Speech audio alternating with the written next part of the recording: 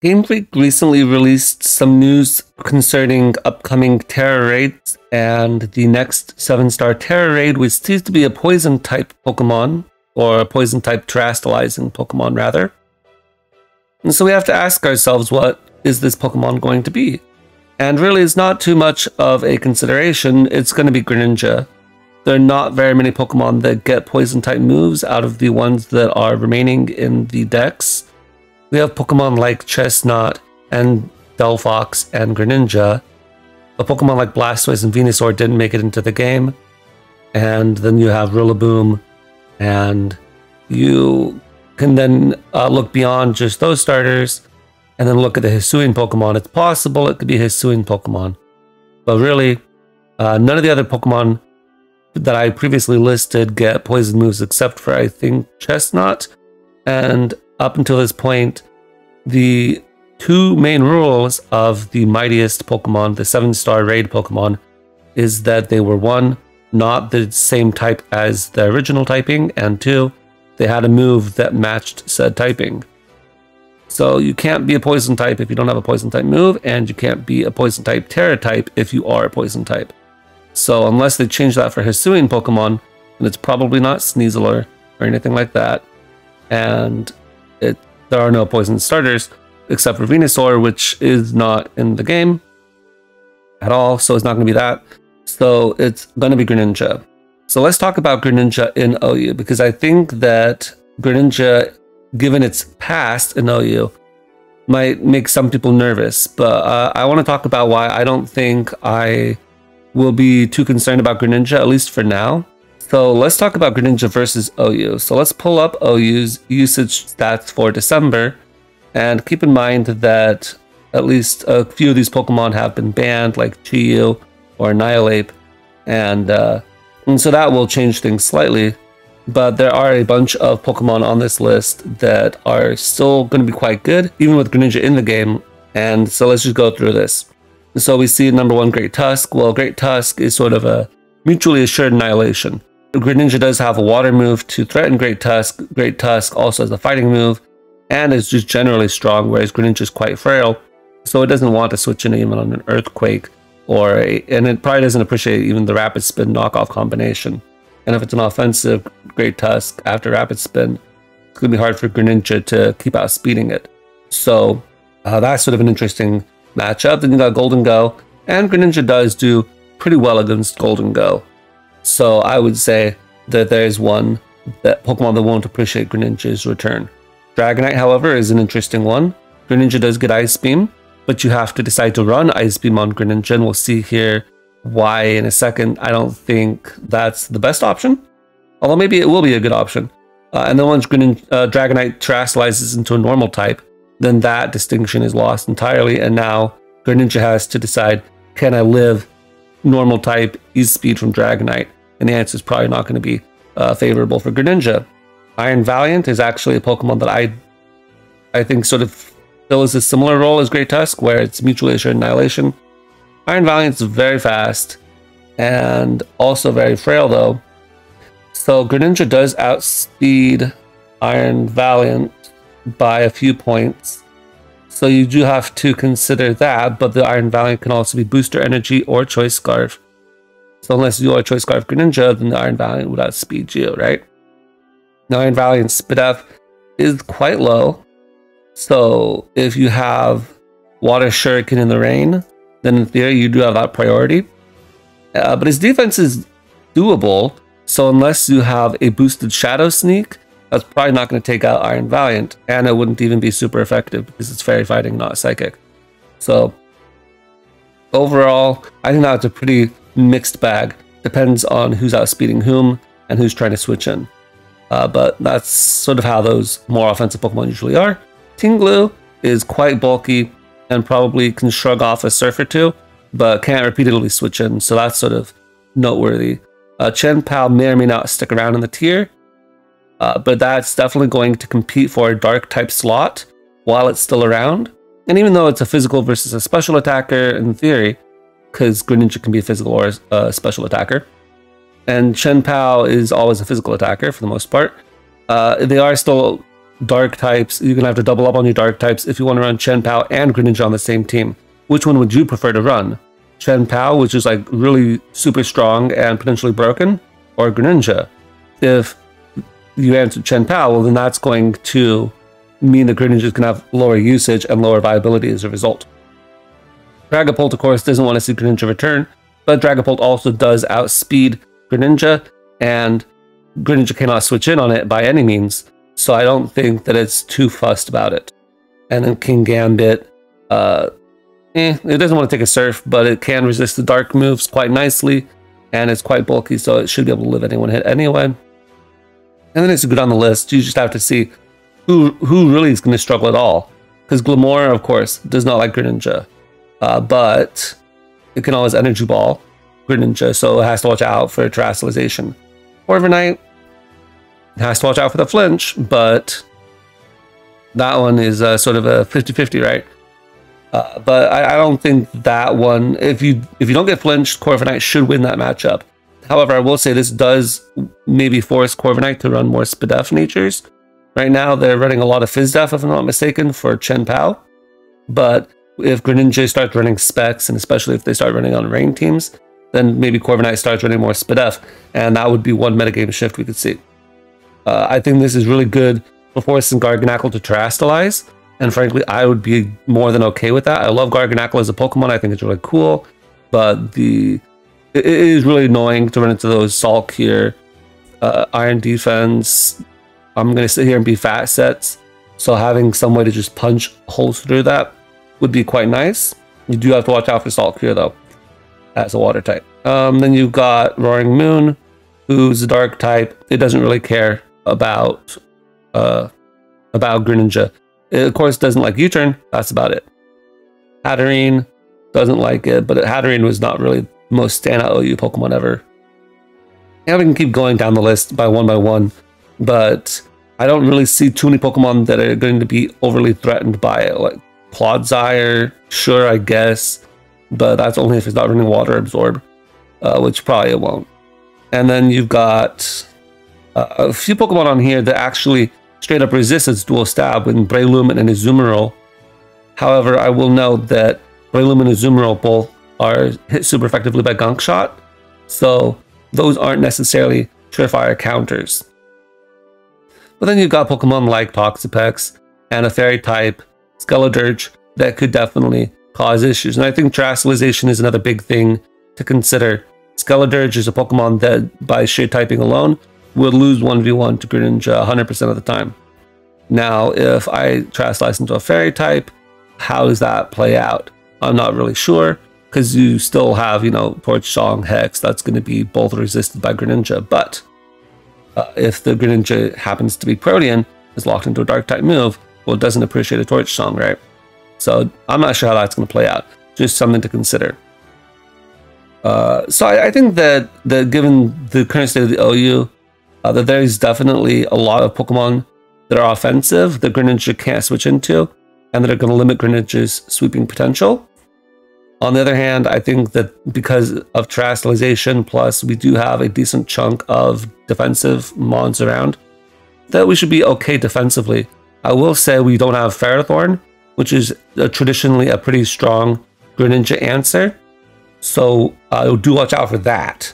But besides that, we still have bulky water types like Dondozo, Rotom Wash, and Toxapex in this tier that can soak the water hits. We have Pokemon like King Gambit and Grimmsnarl and Azumarill and Pokemon that can eat the dark hits as well.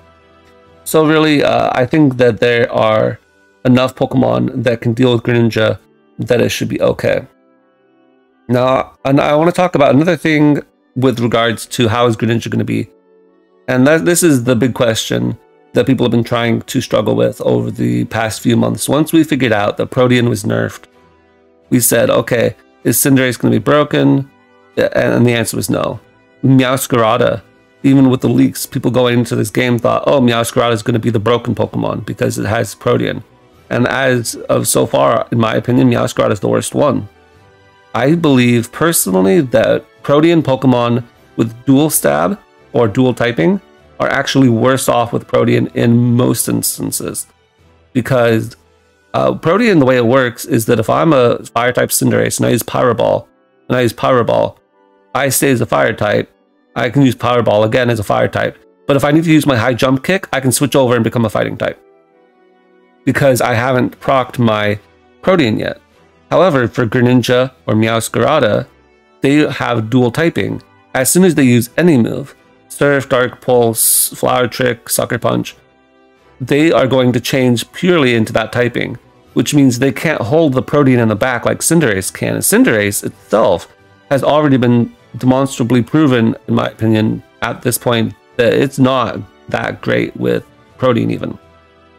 Of course, if it had Protean the way back it was before, maybe it would be quite good. But the way it is now, you can't set up a Sword Stance or a Bulk Up without changing your typing and then losing your favorable stab on so many things. You can't alternate between Gung Shot, Sucker Punch, High Jump Kick, Acrobatics, and get stabs on all of them.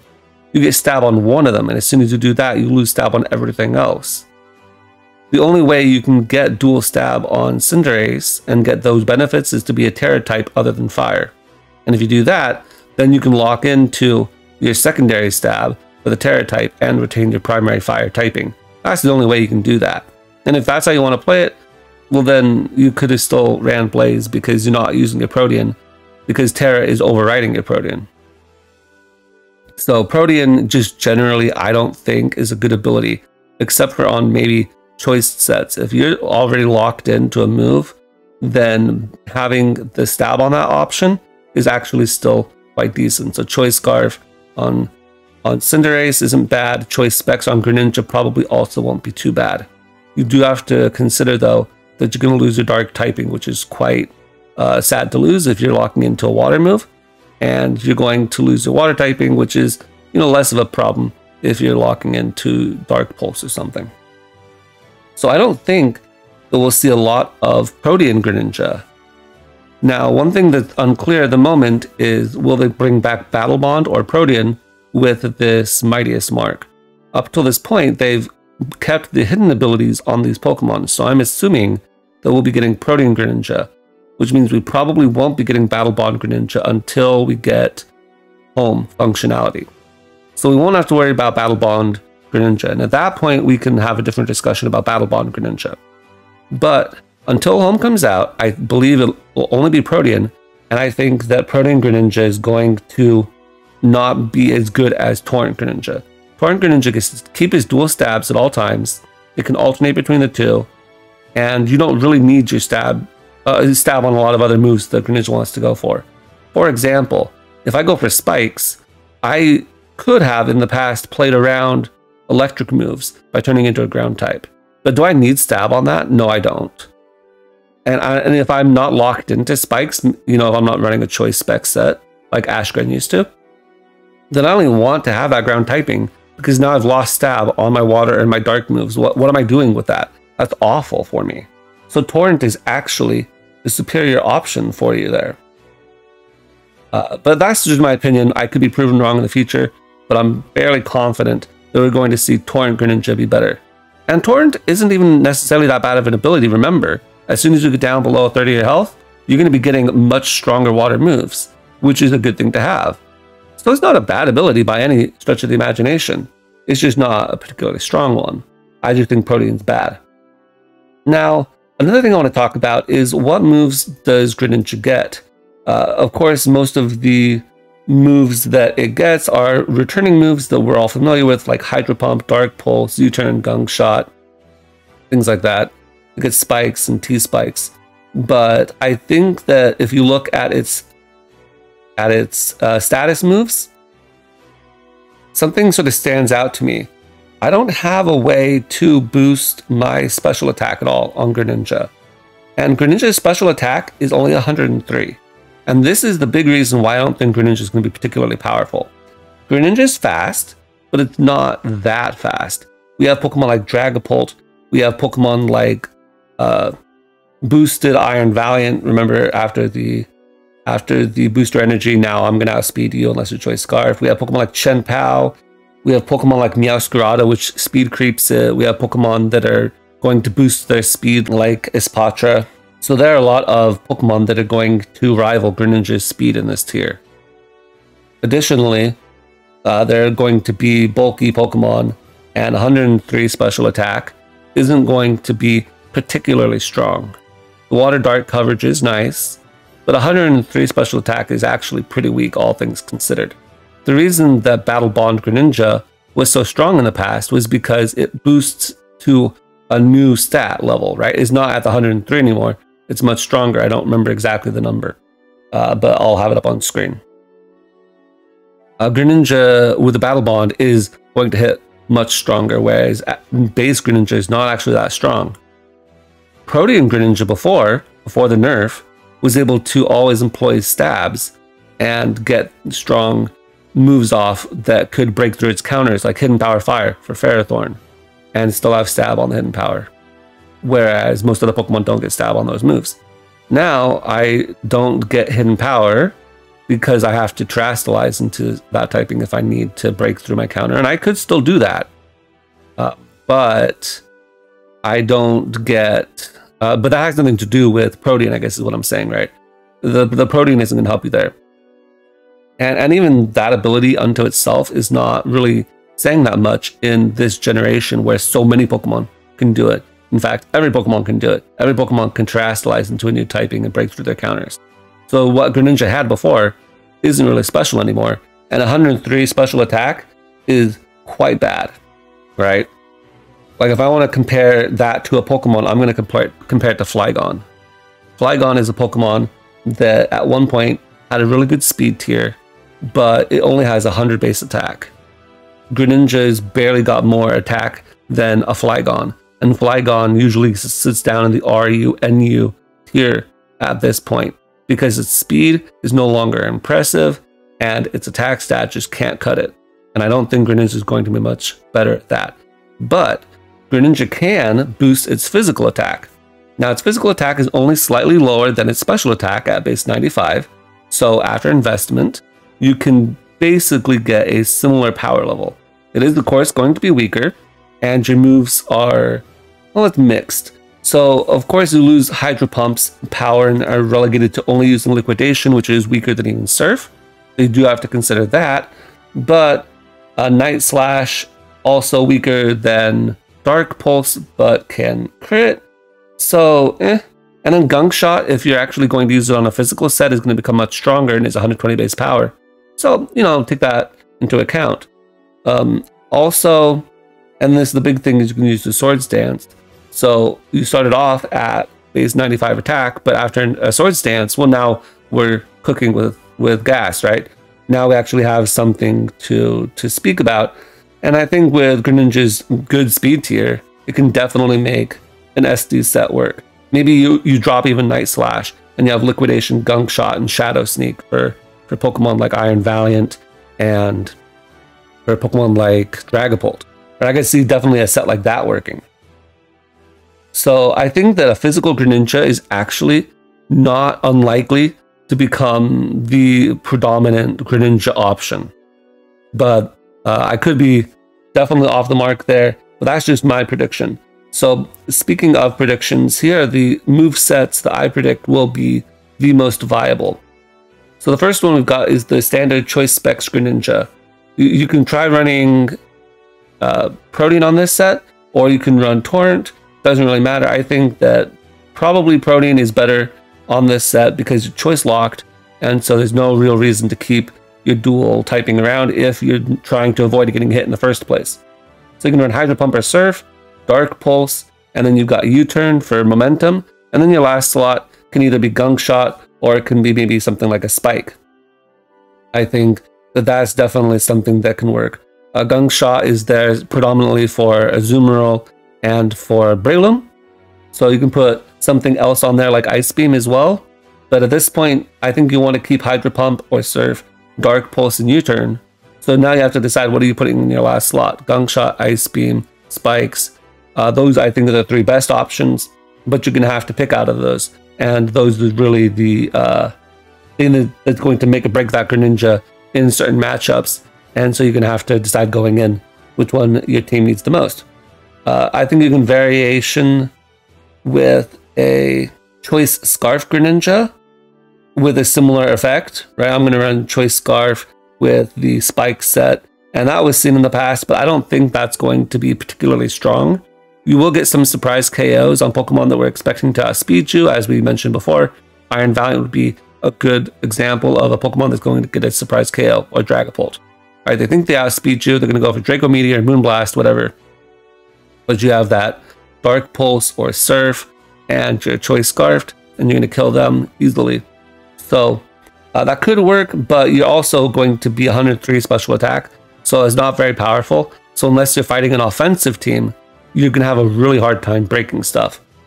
One thing that you can run on a Choice Scarf set, however, is Switcheroo. Greninja still has Switcheroo, which is quite useful for crippling opposing teams. Now, this does mean that this would be your dedicated Choice Scarfer, unless you, run double Choice Scarf, which is an option on certain teams, but I just think it's sort of funny to run double Scarf. And Greninja is not the strongest Choice Scarfer, in my opinion, especially without having access to things like Hidden Power. And then finally, I do think that the physical Greninja is going to be quite good because you can actually get some kind of power out of Greninja, whereas right now, Greninja is actually not particularly that powerful. On the non-choiced Greninjas, especially the Swords Dance one, I think you should be running Torrent. I don't think you should be running Protean. Similarly, if you wanted to run a heavy-duty Boots Greninja instead of a Choice Greninja, it would probably run a similar moveset, but I think that one would also want to be Torrent, because if I want to switch up between Surf and Dark Pulse, I don't want to lose my stabs on those. So I think the Greninja is going to find a solid niche in OU. I think that it is decently fast and has a pretty respectable move pool to the point where it can definitely find a place on offensive-based teams, and as a pivot Pokemon, it is quite strong. So I don't think it's going to go down to UU. I think it's also a pretty popular Pokemon. People have a lot of memories of it being a good Pokemon, so I think it'll stick around just from usage alone.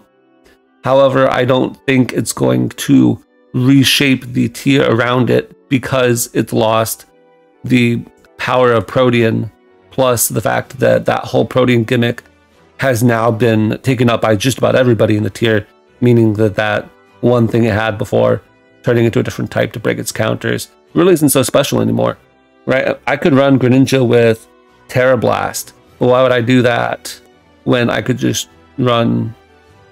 or I could Terastallize different Pokemon on my team and get similar results.